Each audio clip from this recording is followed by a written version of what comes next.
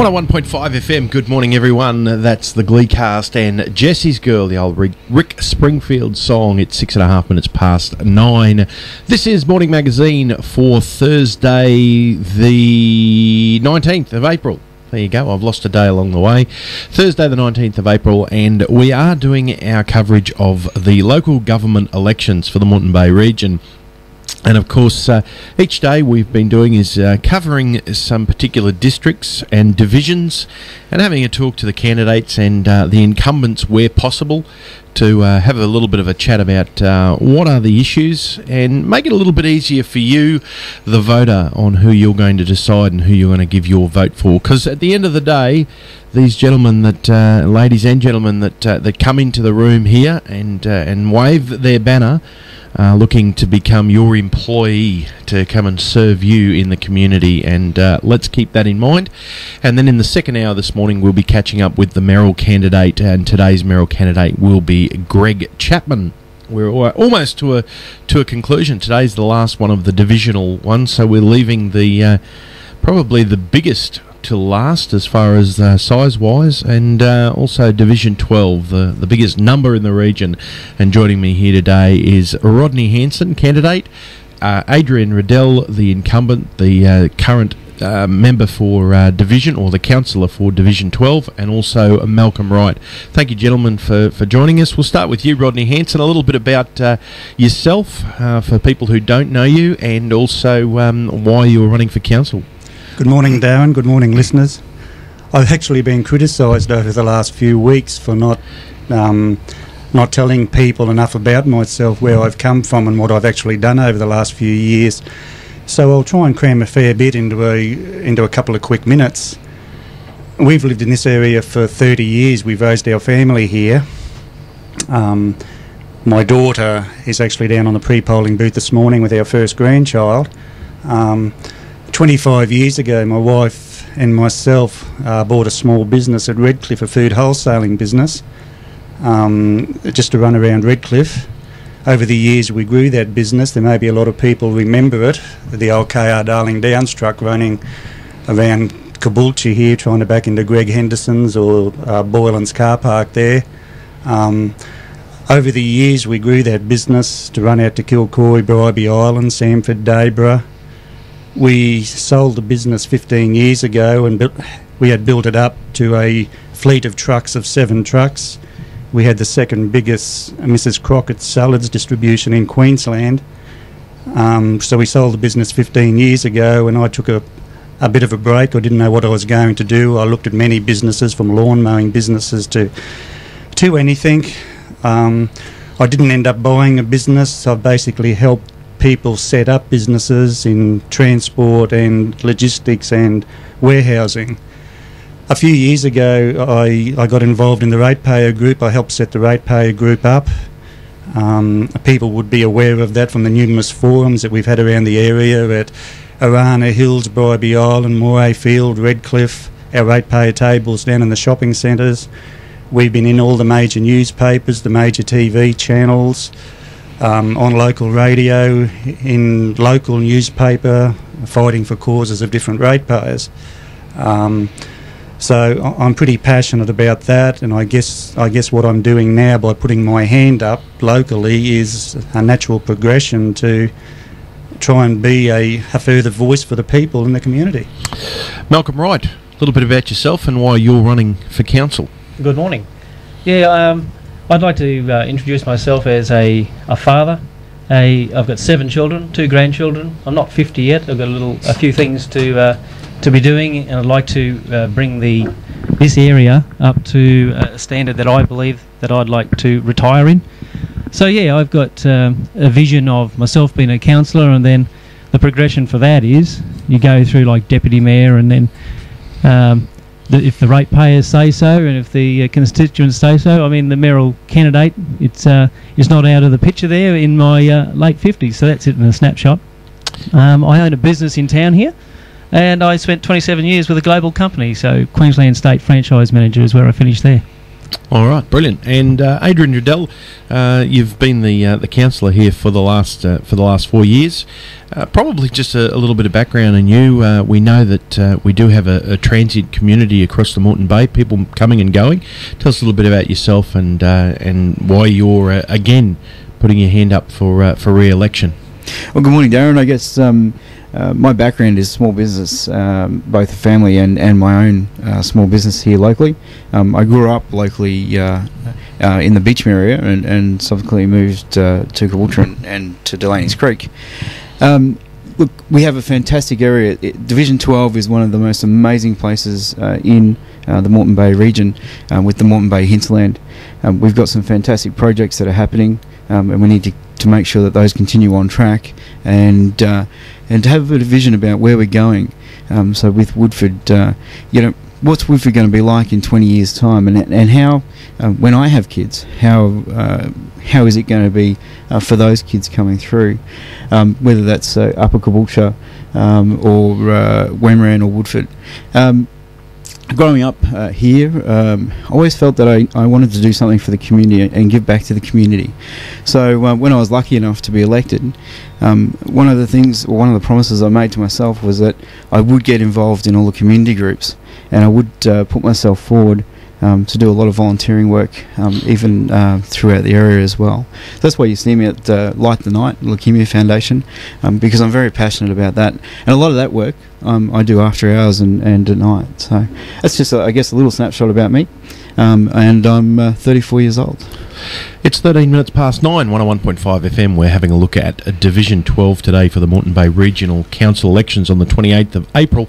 And don't forget, if you've got a question for any of these, the candidates or the incumbent here, just simply give us a call, 54951015, and one of our very capable staff here will bring the question through that we can ask that. Rodney Hansen, last year you spent some time on the radio as an advocate for the Ratepayers Action Group. You made it pretty clear at that time that you had no ambition for council, and here we are, get a bit of a shock of our lives when we look here and we see Rodney Hansen's name on the ballot ticket. Isn't it a little hypocritical now for you to turn around and say after unequivocally, I think were the words, ruling out running for council, putting your hand up to now be a councillor? You're exactly right, Darren. It wasn't until probably, I guess, 8 weeks ago that I decided to have a go. I actually took my holidays at Christmas time, where I could have actually saved the time now.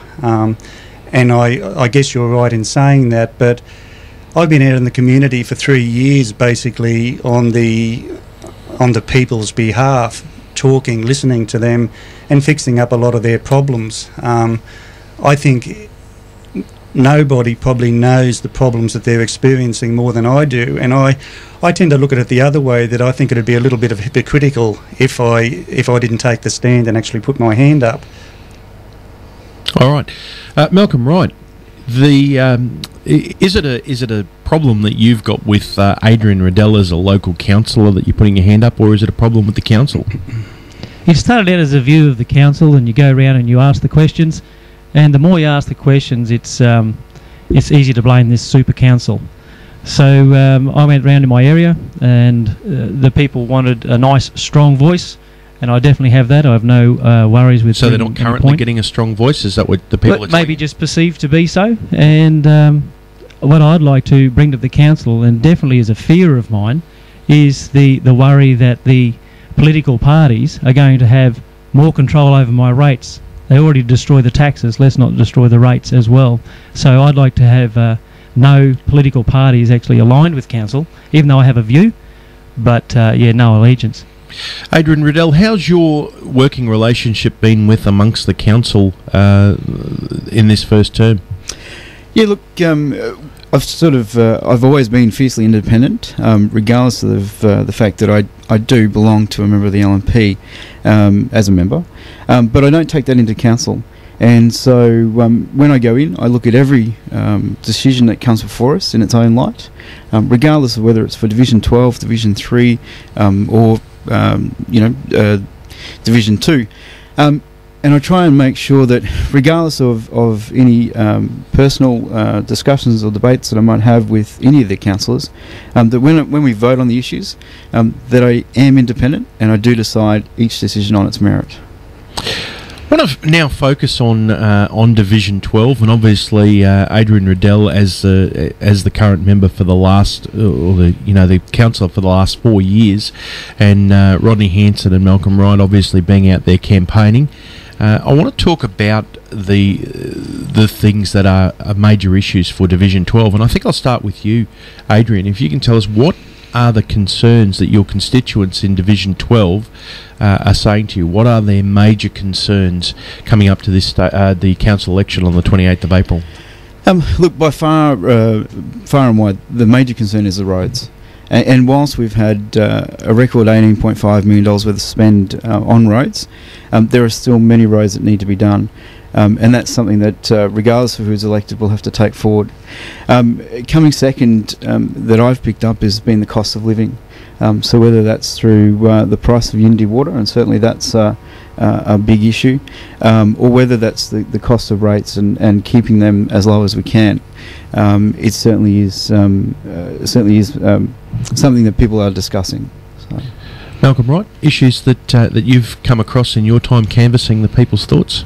Okay, the big one that's come through is we've got a super council now, and we've got 3 nucleuses within that council and the costs there to maintain it. So that was the first one, and to understand the guys that we can't tear it apart again, it was thrust upon us by a political party. So that's the big one. Are we being forgotten in Division 12? It's 875 square kilometres of not in a major centre. So that's their fear. Another one to that, yes, is definitely cost of living, and make sure the utilities are kept at the right rates and the rates comparable to those of other councils around Australia. So that's number 2. The ageing roads is a big fear as well, and the maintenance of those, because the maintenance is now let dwindle, the cost to bring them up to a standard way in excess of what it would have been just to maintain them. So that's another one. Rodney Hansen. We have such a big area, and what I've found in covering that area is there are different issues for different areas. So, for example, in Woodford, there are some issues with the roads up there, and there's also the issues with the rubbish levy up there. That doesn't equate down so much in Morayfield or Burpengary. There are the road issues, but there seems to be different issues for different area. The cost of living, the cost of council charges is a big issue, and also the development that is going on around some of our areas. There's a lot of development being done down around Oakey Flat Road there, and there are a lot of people that are a little upset with what has been planned to go on down there. So it's pretty widespread across the area. It would be the roads and the cost of living, but also the development side of things. Malcom Wright, it's unfair. Some may say that it's unfair on the rest of the Moreton Bay Regional Council to give too much to Division 12 as far as roads. It's a sparse area. It's sparsely populated for the size of the area. You've probably got one of the biggest road networks with the least amount of traffic.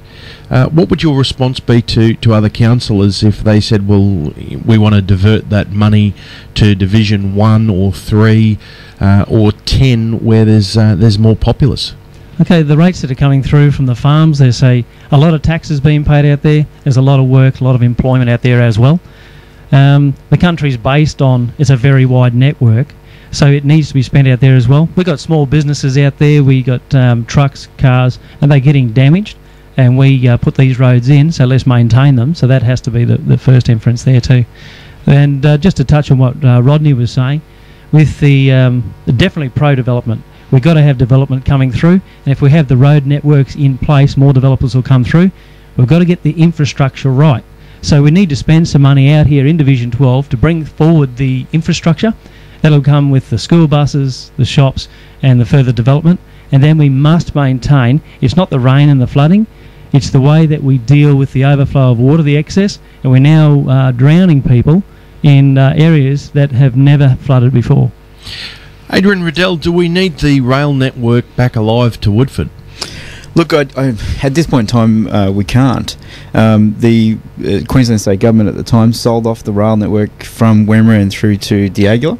So it's actually been gone and amalgamated with properties up there. The rail network between D'Aguilar and Woodford has been handed over mostly to the Antique Railway up there, and my hope is that it will become a tourist attraction, and we're currently doing the extension to get them across Peterson Road.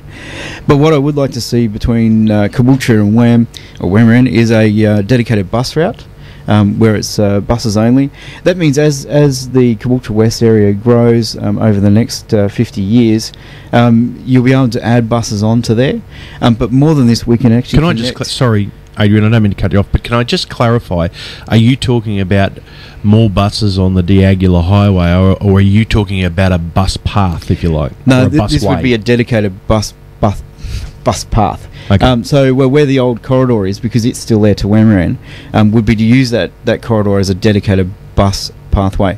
But more importantly, we could hopefully we'll be able to put in a pedestrian bike linkage as well, to connect Wamran through to Caboolture, which we've been trying to do for at least the last 4 years.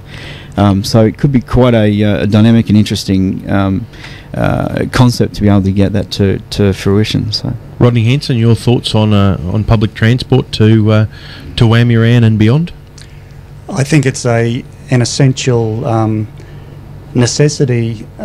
Some of the people up in some of those estates up there, they're isolated, especially some of the elderly, so that should be of the utmost importance, getting that up and running. Some would say, Malcom Wright, that these people have chosen to live in that area knowing that there's no public transport. There's plenty of other areas that they could do. What's your response to that? That's a fair call. These people have been paying rates. These rates and charges all go into the bucket, and we all get some services out of those. So there is a bus service available up there, but if we want to assist dropping the death toll, we want to get more cars, and we're looking at the green, and we're looking at using less fuels and all these other issues. If we introduce a bus timetable that would suit the workers as well as the schools, and then you've got the aged care as well. So there's 3 different types of issues there that we need to look at, and I think it's a fair call that we up the ante on that bus route. 24 minutes past 9. We'll just have a quick break for about 60 seconds and back to discuss more about Division 12. Let everyone catch their breath. 101.5 FM, 25 minutes past 9, and this is the Morning Magazine for a Thursday morning. We are discussing Division 12, looking leading up to the 28th of April, when you, the voter, decides on who will be your local member for Division 12. Adrian Raedel, you just wanted to make a point on public transport? Yeah, look, I was just going to, I guess, let the listeners know that with Q-Link, which does service the Woodford down to Caboolture link, it's a state government service. So whilst your local councillor can advocate, and certainly I've done it through advocate for upgrades to the D'Aguilar Highway by putting on the rally, council has very little control other than doing that advocating to get those timetables changed. All right. I think everyone's tired of talking about Unity Water. I just do want to get in a short answer, and we'll start with Rodney Hansen. Should water be run, whether it's by Unity Water or by the council, but ultimately, should the council be responsible 100% for water? Yes, the council should be responsible. Yes. Adrian Raedel? Yeah, the state government, new state government, has said they're handing it back to councils, and I absolutely agree with that. It'd be nice to see it come back there, and the people that are looking after the rates look after the water. Then let's move on to the next subject as it relates with water, and we'll start with you, Adrian Raedel. What cost savings can the ratepayers expect with water if we hear that the efficiencies are much better when it's handled by council, that they do a better job with it? What savings can myself and the average listener expect on their water rates once council, obviously they're much better at controlling water? What can we expect on as a reduction on our water bills? Look, I think you'll see, if council's in control of it, an ability to remove the board, which of course is a saving of some dollars. You'll also be able to, or we would also be able to integrate the departments back together. When it was previously under Moreton Bay, you had a HR department that did both HR for council and the water entity as such, and that would be able to be integrated back, depending on how, of course, the state government say that they're going to give control back to council.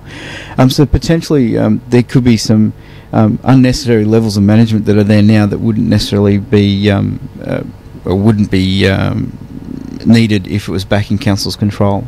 You would also then have the councillors, the elected representatives who are working for the community, making decisions on that water board or that water body for the betterment of the people.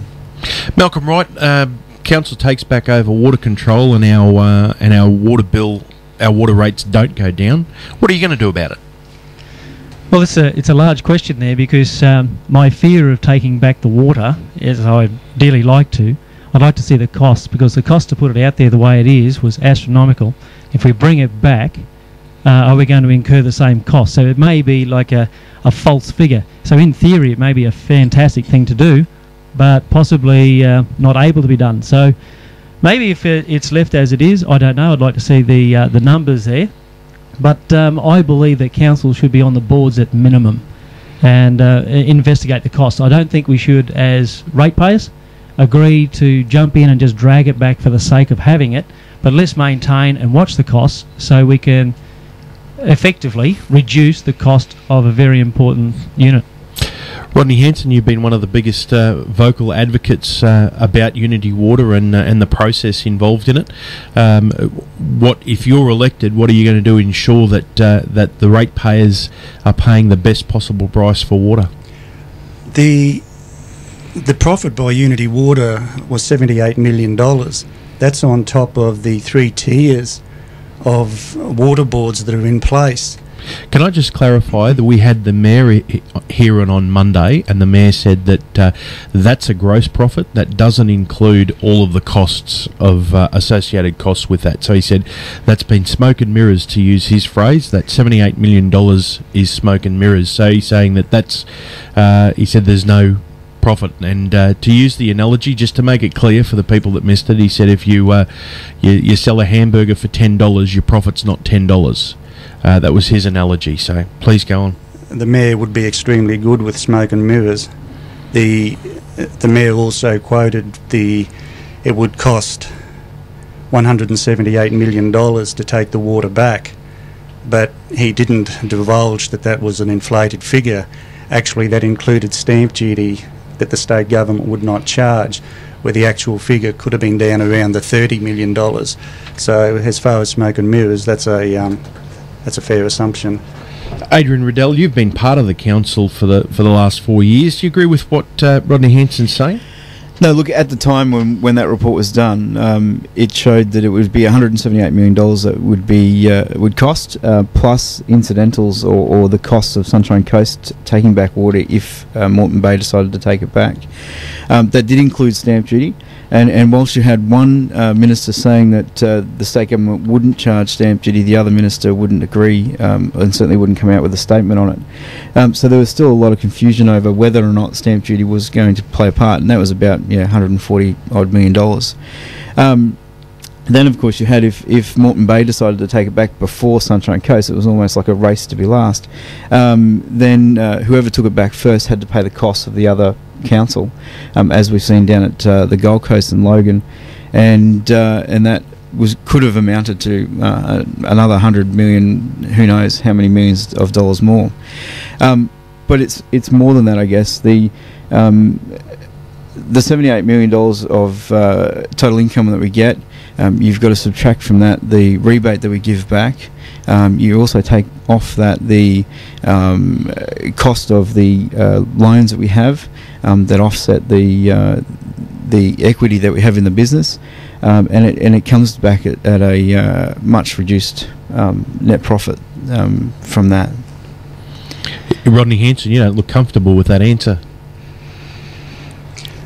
No, it's all very well to quote figures, but when you're actually out there talking to people that get the water bill in their letterbox, and they're struggling to pay their bills, and they're getting water bills for $500 and $600, and then they're finding out that there's been a $78 million profit, and you read in the local papers or in the Sunday papers that the board members are paid $130,000 a year to show up at 5 meetings. I guess it's fine to quote all these figures, but it's all got to come back to getting the cost of the water down.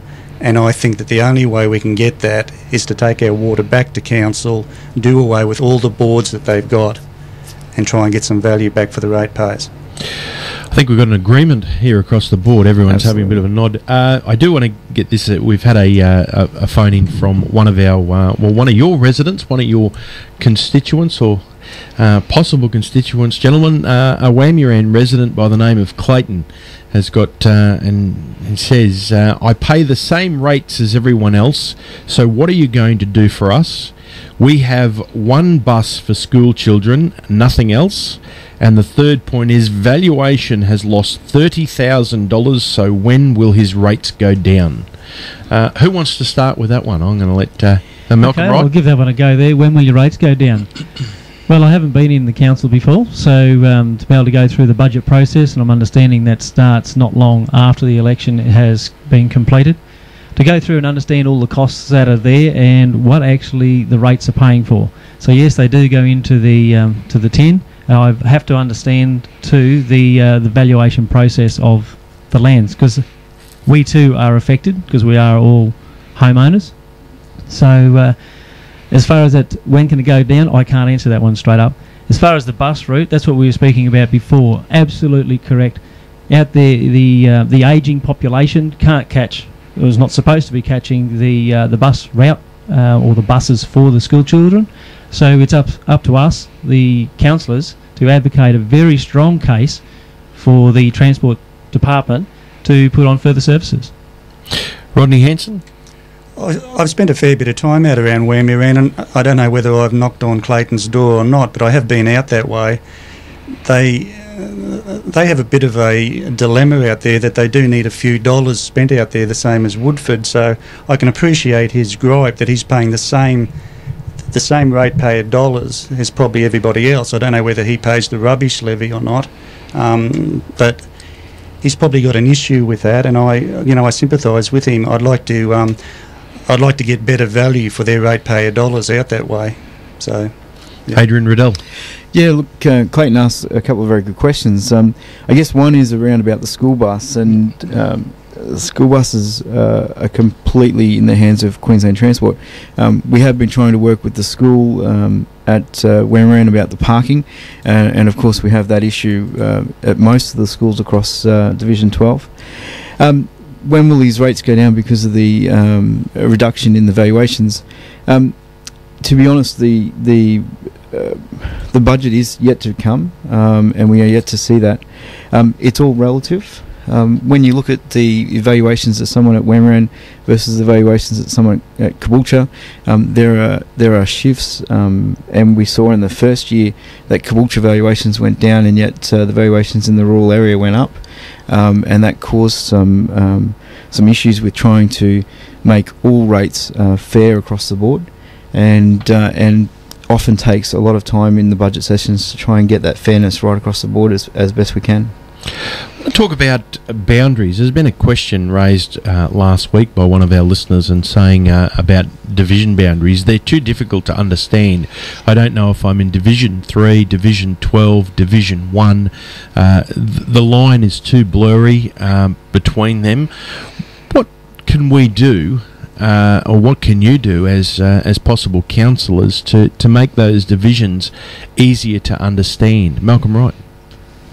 Well, the divisions have to be somewhere. Each of the areas need a percentage of constituents, because you just can't go on land value or land size. It's got to go on the voting constituents. So when you have a look at those constraints, sometimes a natural boundary like a creek or a special corridor, such like a major highway, road or rail. I do understand there's some concerns there with boundaries, but it would be a difficult one. There's been some slight massaging around, from my understanding from the last time I saw Division 12. So we could only suggest, I would imagine, with the other councillors around, to try and get some understanding of how it is. But importantly to the boundaries is the overlapping of situations, and you're now involving 3 councillors on the one view or one situation, Matthew Court, which may not be seen to be looked at by the councillors good enough by view of what I've been door knocking. That's the answers I'm getting. Adrian Raedel. Yeah, look, it's Matthew Crescent is a very good point to bring up. Behind Matthew Crescent's in Division 12 on the other Just side. give us an explanation of for the people that aren't familiar. Matthew Crescent is where? Matthew Crescent's at Burpengary, and it's one of the areas that did get hit in the floods last year. It's right beside Burpengary Creek, so on one side of Burpengary Creek to the north you've got Division 12, to the side on the south you've got Division 11, and now it's just changed, but to the the east of the railway you've got sort of that Dale Street catchment there that got flooded as well. In Division 2. In Division 2. So it does get a bit confusing, but Bob and I and Chris have worked pretty hard together to get some outcomes for that particular area. But as far as boundaries go, it's about promoting that your Division 12. It's about letting people know that if they're in Upper Caboolture, Roxburgh, Marina, Wimmera, Woodford, Limber, all of those areas, that they are in Division 12. It's about getting out to the people what is being done by the council to those people, and also getting feedback back to you about what they would like to see. So if, like the newsletters are certainly a big help, and we'll have to continue those. Rodney Hansen. It's basically like the boys have just said, but I will define it a little bit. When you're actually out door knocking to people, in some cases, if you don't look at your own boundary map, you will be door knocking in Division 3, because the borders are just that hard to establish. I think there needs to be more of a clarity on some of the local borders around the local areas. It's fair enough to say Woodford and a Limber. When you get down to the back of Caboolture or Morayfield, where the divisions overlap, and even down at Burpengary, you get some people don't know what division they're in. I've been an advocate to council for quite some time that on the rates notices or council charges that go out, they should have the division that they're on sort of highlighted, so when people are going in to pay their bills, this is stamped into their memory. Why isn't the council doing that, Adrian Raedel? It sounds like a tremendous idea. I've got to give Rodney credit. It is actually a fantastic idea. And you've never heard of it before? No, we've actually not looked at that before. So, Rodney, thank you very much. So, who you spoke? Rodney Hansen, you've just said that you've advocated to council, yet you hear one of the incumbent councillors doesn't know about it. So, where's that information being cascaded to? It's just been put out there in general conversation to the media, some of the media that I've spoken to, at some of our meetings that different people have shown up to, and it's never been picked up on. No, and look, you've got to give credit where credit's due. It is a good idea. Good idea, Malcom, right? Absolutely good idea. If you've got a Division 12 for this sake, and the councillor's name and number, it's all too easy. You got a question, there it is. Straight on the rates notice or water bill if the council's taking back that. So can we get a consensus now? Whoever's elected after the 28th of April will advocate for that to happen on the next rates notice. Absolutely. I think council are listening to this very intently. They're probably going to start it before the election anyway. There we go. Terrific. We'll have a quick break, about 60 seconds, and we're back to discuss a little bit more about Division 12, 101.5 FM. It's 9:41. 101.5 FM Morning Magazine. We're looking at Division 12 today in our prelude, if you like, or preview of the upcoming council elections on the 28th of April. And our guests in the studio today is the current councillor for Division 12, Adrian Raedel, and two of the candidates, or the other two candidates, and it's great to have all three of them here with us today, Rodney Hansen and Malcom Wright, and we sincerely thank them for their time. I know they're very, very busy, but it's very important that they get their voices out there, and we find out and what they stand for coming to this election. On Monday, I've already mentioned that we did have the Mayor, and I'm sure most of you caught up with what the Mayor had to say on Monday, Alan Sutherland. One of his points made, it was the first term of this Super Council, the Moreton Bay Regional Council. He did ask that for betting in period that another 4 years be given the opportunity to make it work, and he believes that it can work. What I want to find out from you gentlemen today is, what has the council got right and what have they got wrong in their first term? And we'll start with Adrian Raedel. Well, I guess a couple of things that we've got right, and that is about providing some of the services up to some of the towns that I've got. So Wimmera, we're looking at an extension to the sports club, and Woodford, we've put in lights at the football club. We've got an RSL drop-in centre coming. At Limber, we've put up a shed at the sports club, and lighting it and other things. We've done some fantastic things with roads, and whilst we've got a long way to go, we've really hammered that in the last couple of years to try and get it to a acceptable level to our residents. And as I said, we've still got a long way to go. I guess some of the things that as a council we could have done better.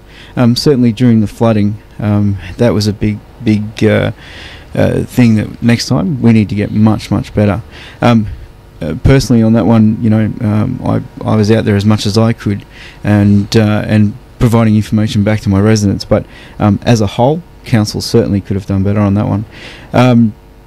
There are a number of things that we can also do better, and that is buying local. I've been a big advocate for council putting in a local buy policy together that looks at weighting businesses who are tendering for council work, and supporting those that are local to our area, whether that's the businesses in our local area, or whether that's they support the local area in some form or fashion. I guess they're the couple of things that we will need to do better in the next 4 years, and we must do better. Rodney Hansen. This has been a pretty passionate point of mine. Over the last 3 years, while I've been out and about with the ratepayer group, I've actually put out forms to different people to what are your complaints with the council, or what are your praises with the council. I'd have to say, over the hundreds of replies that I've got back that have come back to our table, I could probably count the praises on one hand, where the criticism is so widespread across the area. And this isn't just locally, this will go out to Arana Hills. People want to be heard, they want to be seen, they want to see their councillor more often. I'm not only saying this to Adrian, because I know Adrian is out and about, but in the different regions, they don't know who their councillor is. They don't get any follow-up from councillors. So the main criticism that people say is they don't know who their councillor is, they never hear from them. The only time they hear from them is when the next council election is showing up, and that's when their letterboxes are flooded with brochures of what they're going to do instead of what they should have been doing the previous 3.5 years. So the criticisms far outweigh the praises, and it goes right across the board to rates, to water. It's like we've been speaking about here before: rates, water, roads, the rubbish. They're sick of the council infighting amongst the different councillors, the backstabbing, and that's going on. That's so widespread in the community that the distrust out there. People say to me, "You're a brave man running for council." Is this a death sentence or what? But it's something that you feel you've got to do to try and get some respect back into the community for the council. Malcom Wright.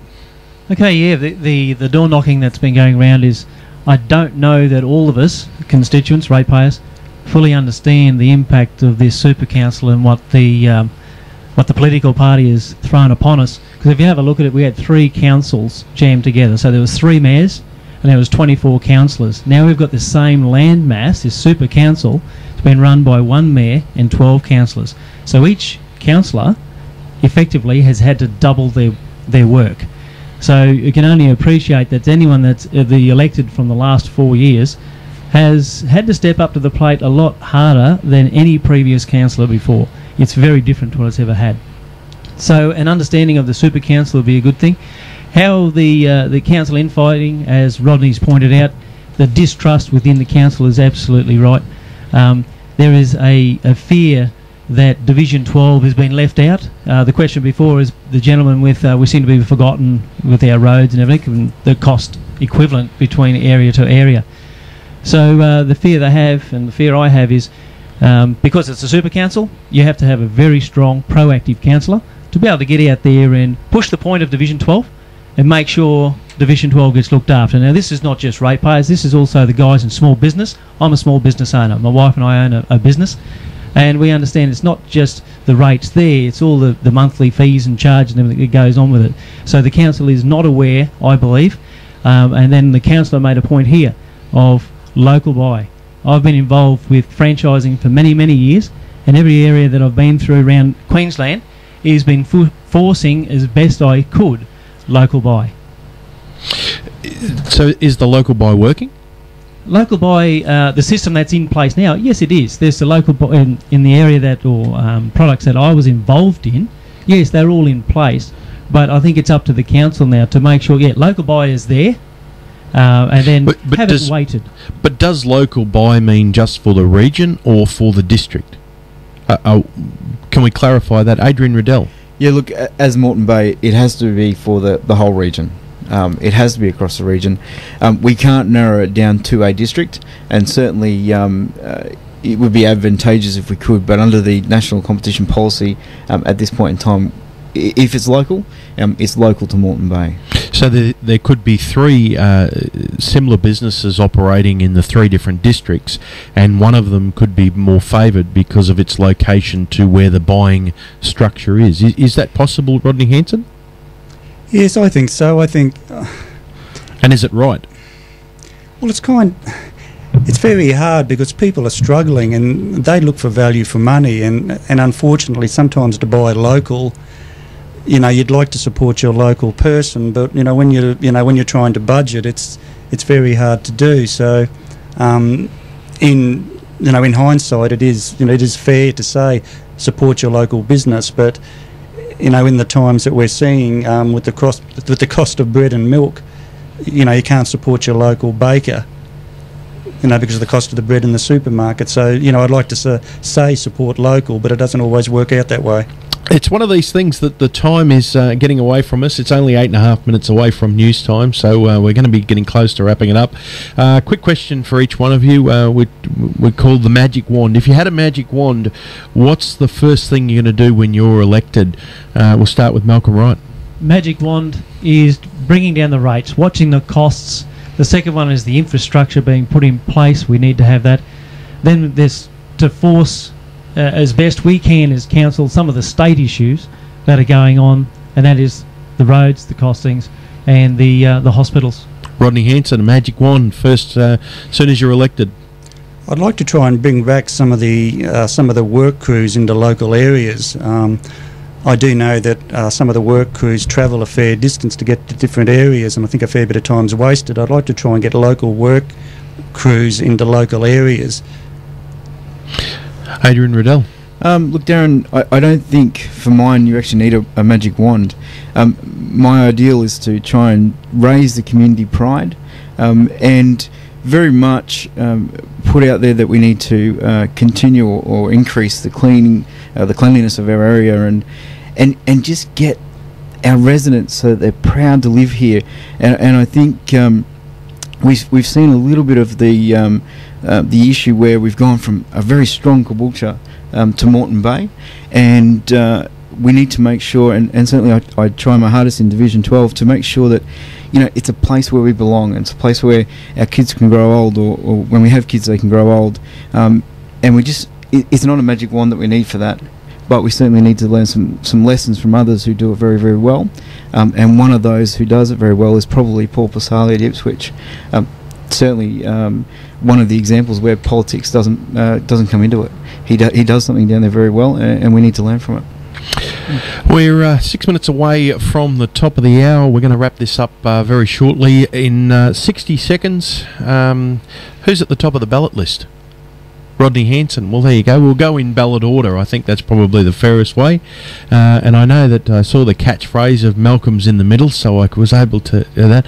Rodney Hansen, 60 seconds. Why should people vote for you on April 28? Well, I've been around the area a long time. I guess people think I've only been campaigning for about 8 to 10 weeks, when I guess in hindsight I've been campaigning for about 3 years undercover. I've helped a lot of people in that time.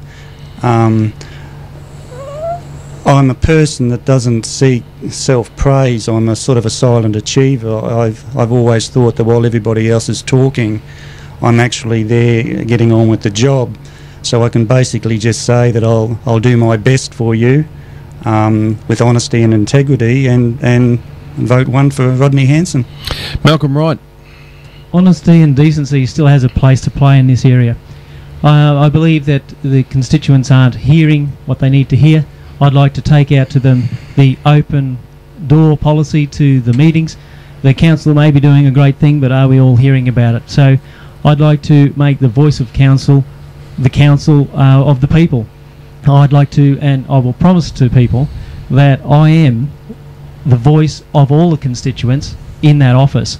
It's not going back to say, oh, this is the council's view is, it's going to be the people's view and request is this, and how is the council going to control or handle that?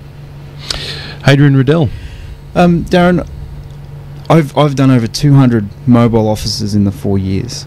That will continue if the people are kind enough to give me their vote on Saturday the 28th. A person's vote is not something you can take for granted. It's not something that you can assume, but you must work hard to continue to prove that you can do the job and serve them. So on April 28th, if they vote for me, they will be voting for someone who will roll up their sleeves and work hard to serve the people of Division 12.